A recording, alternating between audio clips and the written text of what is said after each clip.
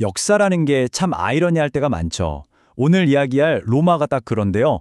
군사력으로 온 세상을 말 그대로 전부 정복했던 이 거대한 제국이 정작 영적으로는 자기가 굴복시킨 민족들의 신에게 정복당했다는 사실, 정말 이상하지 않나요? 오늘 바로 이 믿기 힘든 권력의 역전, 그러니까 어떻게 동방의 신앙이 로마 제국의 심장부를 파고들 수 있었는지 그 흥미진진한 과정을 한번 따라가 보겠습니다. 자, 이 문장 한번 보세요. 이게 당시 로마인들이 느꼈을 그 충격을 정말 생생하게 보여주는 것 같아요. 한번 상상해 보세요. 오늘날 갑자기 우리가 믿던 모든 걸 버리고 전혀 다른 신을 섬기게 된다면 어떨까요? 그야말로 세상이 뒤집히는 듯한 문화적 대격변혁이었을 겁니다. 로마의 그 위대하던 신들이 힘을 잃고 저 멀리 낯선 땅의 신들이 그 자리를 차지한다. 정말 혼란 그 자체였겠죠? 대체 어떻게 이런 일이 가능했던 걸까요? 이 엄청난 변화를 제대로 이해하려면 우리 한 6단계로 나눠서 살펴볼 거예요. 우선 로마인들의 마음에 왜 텅 빈 공간이 생겼는지부터 시작해서요. 그 빈자리를 동방의 물결이 어떻게 채웠는지, 그리고 그 새로운 믿음들이 로마인의 감각, 지성, 또 양심을 어떻게 사로잡았는지 하나씩 짚어볼 겁니다. 그리고 마지막엔 이 모든 게 어떤 거대한 변화를 가져왔는지 확인해봐야겠죠? 자, 그럼 첫 번째 이야기부터 시작해볼까요? 모든 새로운 건 사실 낡은 것의 틈새에서 시작되잖아요. 동방의 신들이 로마에 들어오기 훨씬 전부터 로마의 전통적인 믿음은 이미 서서히 힘을 잃어가고 있었어요. 거대한 영적 공백이 생겨나고 있었던 거죠. 여기 표를 보시면 그 차이가 확 드러나는데요. 이게 정말 재밌는 지점이에요. 보세요. 원래 로마 종교는요, 되게 차갑고 형식적이었어요. 개인의 감정보다는 기가를 위한 의무 같은 거였죠. 신과의 관계도 무슨 비즈니스 계약 같았달까요? 그런데 동방에서 온 종교들은 완전히 달랐습니다. 이건 개인의 문제였어요. 내 감정, 내 영혼의 변화, 그리고 국가가 아닌 바로 나 한 사람의 구원에 집중했던 거죠. 엄청난 차이죠? 이게 그냥 나중에 역사가들이 아마 이랬을 것이다 하고 분석한 게 아니에요. 기원전 1세기에 바로 그 시대를 살았던 로마의 최고 지성, 바로라는 사람이 직접 한탄했던 말입니다. 그만큼 당시 로마 사람들 스스로가 우리 믿음이 텅 비어버렸구나 하고 뼈저리게 느끼고 있었다는 증거죠. 자, 그럼 이 텅 빈 마음의 공간은 대체 어떻게 채워졌을까요? 여기서부터가 중요해요. 우리가 흔히 생각하는 편견을 좀 깨야 하거든요. 당시 로마 사람들한테 동방은 무슨 미개한 곳, 이런 게 아니었어요. 오히려 그 반대였습니다. 훨씬 더 세련되고 깊이 있는 그야말로 선진 문명의 중심지였죠. 그러니까 로마가 힘으로 세상을 지배했다면 동방은 소프트 파워로 로마를 압도하고 있었던 거예요. 문화, 지성, 기술, 돈, 모든 면에서요. 이집트나 시리아의 철학이나 과학 수준은 로마보다 훨씬 높았거든요. 그러니까 동방 종교가 퍼져나간 건 그냥 이상한 미신이 유행한 게 아니라 어떻게 보면 더 발전된 문명이 자연스럽게 스며들어온 거라고 봐야 합니다. 그래서 핵심은 바로 이겁니다. 이 새로운 믿음들은 칼과 창을 들고 쳐들어온 게 아니에요. 오히려 로마가 제국을 다스리려고 쫙 깔아놓은 고속도로, 그러니까 교역로나 군용 도로를 타고 물처럼 평화롭게 스며들었어요.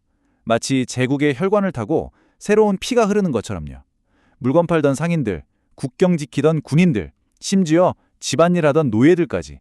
이 평범한 사람들이 바로 새로운 신앙을 퍼뜨린 전도사였던 셈이죠. 자, 이제부터가 진짜 하이라이트입니다. 동방 종교가 도대체 어떤 매력이 있었길래 로마인들의 마음을 그렇게 사로잡았을까? 그 세 가지 결정적인 이유를 하나씩 파헤쳐 볼 텐데요. 그 첫 번째는 바로 인간의 가장 원초적인 감각을 아주 그냥 뒤흔들어 놨다는 겁니다.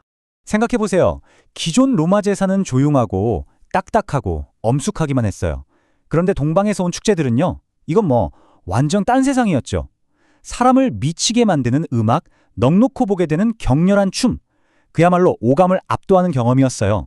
특히 아티스나 오시리스 같은 신들이 겪는 그 고통과 죽음, 그리고 마침내 부활하는 드라마틱한 이야기는 사람들 마음에 정말 깊은 울림을 주었습니다. 결국 로마 사람들은 처음으로 종교를 통해 가슴 뜨거워지는 열정과 진짜 위로를 받은 거예요. 머리로만 따지는 차가운 믿음이 아니라 온몸으로 느끼고 체험하는 그런 살아있는 종교에 대한 갈증을 드디어 풀 수 있었던 거죠. 자, 그럼 두 번째 매력은 뭘까요? 바로 지성입니다. 이 동방의 믿음들은 단순히 감정만 자극한 게 아니었어요. 지적인 호기심이 아주 왕성했던 로마 엘리트들의 머리까지 사로잡아 버렸습니다. 여기서 그노시스라는 아주 중요한 개념이 나옵니다. 이게 뭐냐면 구원을 받으려면 그냥 무작정 믿는 게 아니라는 거예요. 신과 우주에 대한 깊고 비밀스러운 지식을 깨달아야 한다는 사상이죠. 이제 믿음이라는 게 지적인 탐구와 거의 같은 말이 되어버린 겁니다. 이전까지 로마 신화는 그냥 옛날 이야기 모음집 같은 느낌이었다면요. 동방 신학은 차원이 달랐어요. 신앙, 철학, 심지어 천문학까지 아주 정교하게 하나로 엮어서 세상을 설명하는 거대한 시스템을 제시한 거죠. 그러니까 신을 믿는다는 게 이제는 우주 전체를 이해하는 하나의 지적인 모험이 된 거예요. 그리고 이제 마지막 세 번째 이유입니다. 어쩌면 이게 가장 중요하고 가장 깊은 변화를 가져온 이유일지도 몰라요. 동방의 신앙이 가져온 도덕적 혁명은 로마인들의 가장 깊은 내면, 바로 그 양심을 정면으로 파고들었습니다. 이 흐름을 보세요. 이게 그 당시에는 정말 혁명적인 생각이었어요. 먼저 내 죄를 인정하고 정화의식을 통해 깨끗해지고 고행과 금욕을 실천해서 마침내 은총을 받는다. 이 모든 게 바로 나 개인의 여정이라는 거예요. 이전까지는 모든 게 국가적이고 집단적이었던 로마 사람들한테 이런 개인적인 구원의 길은 완전히 새로운 세상이 열리는 것과 같았죠. 그리고 이 마음의 여정은 그냥 생각으로만 그치지 않았어요. 아주 구체적인 행동으로 이어졌죠. 성스러운 물에 들어가 몸을 씻고 고통을 감내하며 금욕 생활을 하고 사람들 앞에서 내 잘못을 고백하는 그런 행위들 말이에요. 이런 걸 통해서 사람들은 내 운명은 내가 만들어갈 수 있구나 하는 강력한 힘을 느꼈고 무엇보다 죽음 이후에 영원한 삶이라는 희망을 갖게 됐습니다.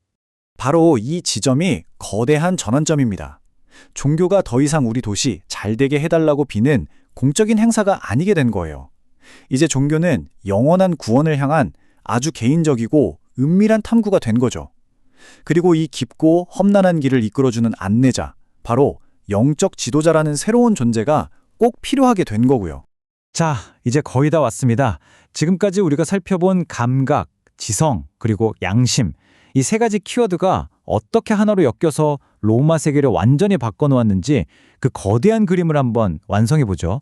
이 표를 보면 지난 300년 동안 종교라는 말의 의미가 얼마나 극적으로 바뀌었는지 한눈에 보입니다.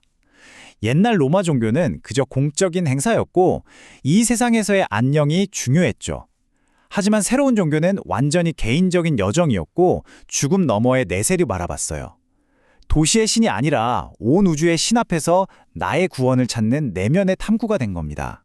이 언대표를 보시면 아시겠지만 이건 절대 갑자기 일어난 혁명이 아니었어요. 수백 년에 걸쳐서 아주 서서히 하지만 거대하게 진행된 진화 과정이었죠.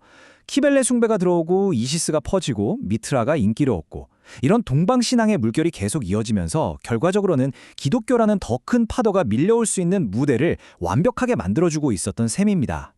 오늘 이야기의 가장 중요한 결론을 딱 한 문장으로 정리해보겠습니다. 동방의 종교들은 기독교의 경쟁자가 아니었어요. 오히려 그들은 낡은 로마 종교를 허물고 개인의 구원, 내세의 희망, 우주적인 신 같은 새로운 개념들을 널리 퍼뜨려서 기독교가 마침내 승리할 수 있는 비옥한 땅을 만들어준 개척자였다는 겁니다. 그래서 맨 처음에 봤던 프란츠 큐몽의 말로 다시 돌아가게 되는 겁니다. 기독교의 승리는 갑자기 툭 튀어나온 이변이 아니었던 거죠. 그것은 로마인들의 그 깊은 영적인 갈증이 수백 년에 걸쳐서 진화하고 발전한 끝에 도달한 아주 자연스러운 결말이었던 셈입니다. 자, 이제 마지막으로 여러분께 이 질문을 한번 던져보고 싶습니다. 내 삶의 진짜 의미는 뭘까? 무엇이 옳고 그른 걸까? 이 힘든 현실 너머에 희망은 있을까? 이런 고민들. 이건 2000년 전 로마 사람들만의 고민이 아니잖아요. 시간을 뛰어넘어서 이런 인간의 근본적인 갈망이 지금 우리가 살고 있는 이 시대를 그리고 우리 각자의 삶을 또 어떤 모습으로 만들어가고 있을까요? 한 번쯤 깊이 생각해 볼 만한 질문인 것 같습니다.